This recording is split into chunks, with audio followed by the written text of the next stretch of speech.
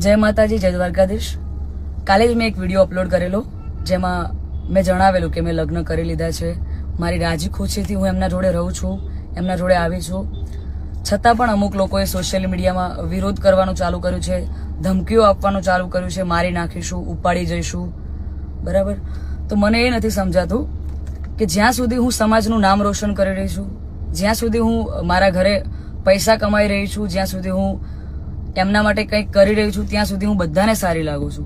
જ્યારે મેં મારી લાઈફ માટે એક ડિસિઝન લીધું છે એમાં હું ખોટી થઈ જાઉં છું, ખરાબ થઈ જાઉં છું. બરાબર?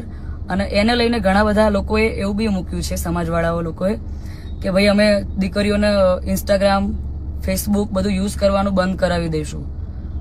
તો આ નિયમ ફક્ત દીકરીઓ માટે કેમ છે મને એ નથી સમજાતું.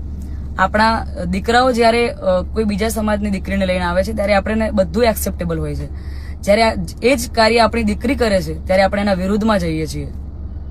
તો મને એવું લાગે છે કે અત્યારે તમે એકતા કરી રહ્યા છો, બહુ સારી વાત છે કે સમાજ એકતા કરે છે, પણ તમે લડવામાં નહીં, સમજવામાં એકતા કરશો તો વધારે સારું રહેશે.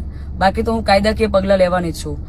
અને આ બાબતે હું આપણા વિધાનસભાના અધ્યક્ષ શ્રી શંકરભાઈ ચૌધરીને વિનંતી કરું છું અને આપણા ગૃહમંત્રી શ્રી હર્ષભાઈ સંઘવીને પણ વિનંતી કરું છું કે મને આમાં સપોર્ટ કરે. અને બાકી તો આપણે કાયદાકીય રીતે લડવાની તૈયારીમાં છીએ.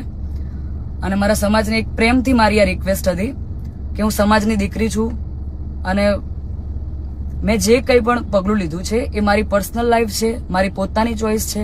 તો એના ઉપર કોઈ સવાલ કે કોઈ કમેન્ટ્સ કરવાનો કોઈને અધિકાર નથી. જય માતાજી, જય દ્વારકાધીશ.